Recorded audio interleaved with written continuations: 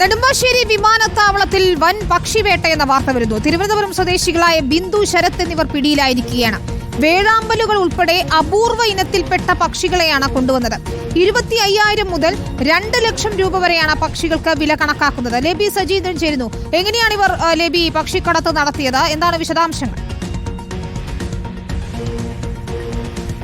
വിനീത, ഇന്നലെ രാത്രി തായ്ലാന്റിൽ നിന്ന് വന്ന വിമാനത്തിലാണ് ഈ പക്ഷികളെ കടത്തിക്കൊണ്ടുവന്നത്. വിമാനത്താവളത്തിൽ ഇറങ്ങിയ ഈ തിരുവനന്തപുരം സ്വദേശികളായ 2 പേർ, ബിന്ദു, ശരത്ത്, ഇവരുടെ പെരുമാറ്റത്തിൽ സംശയം തോന്നിയ കസ്റ്റംസ് ഉദ്യോഗസ്ഥർ ബാഗ് പരിശോധിക്കുകയായിരുന്നു. ബാഗേജ് പരിശോധിച്ചപ്പോൾ അതിൽ പക്ഷികളുടെ അനക്കം കണ്ടു, ചിറകിടി ശബ്ദം കേട്ടു. തുടർന്ന് ഇതെല്ലാം തുറന്നു നോക്കുമ്പോൾ 14 പക്ഷികൾ, അതെല്ലാം തന്നെ അപൂർവ ഇനത്തിൽപ്പെട്ടതാണ്. വേഴാമ്പൽ ഉൾപ്പെടെയുള്ള പക്ഷികൾ അതിലുണ്ടായിരുന്നു.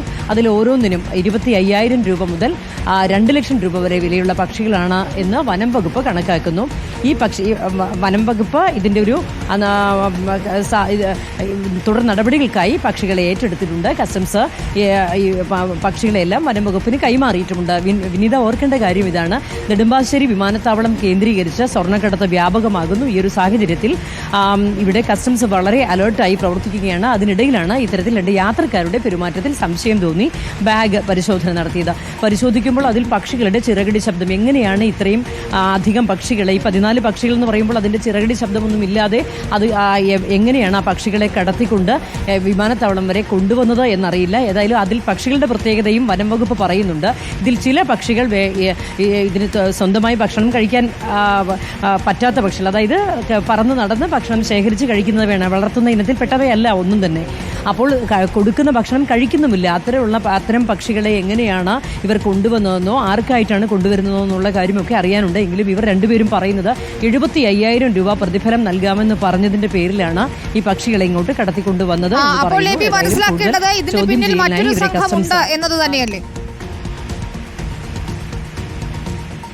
തീർച്ചയായും ഇത്തരം പക്ഷികളെ കടത്തിക്കൊണ്ടുവരുന്ന സംഘങ്ങൾ ഉണ്ടാവാം. അതുകൊണ്ടാണല്ലോ ഇന്ന് ഇത് ഏതെങ്കിലും രീതിയിലുള്ള അറിയിപ്പ് കിട്ടിയിട്ടല്ല, പകരം സംശയം തോന്നി പിടികൂടിയതാണ് എന്ന് എയർപോർട്ടിലെ കസ്റ്റംസുകാർ പറയുന്നു. കസ്റ്റംസുകാർ പൊതുവെ ഇത്തരത്തിൽ സ്വർണ്ണക്കടത്തൊക്കെ കൂടുന്ന സാഹചര്യത്തിൽ വളരെയധികം ശ്രദ്ധയോടുകൂടി തന്നെയാണ് ഇവിടെ പരിശോധന നടത്തുന്നത്. അക്കൂട്ടത്തിലാണ് ഈ പക്ഷികളുടെ ചിറകടി ശബ്ദം കണ്ടതും.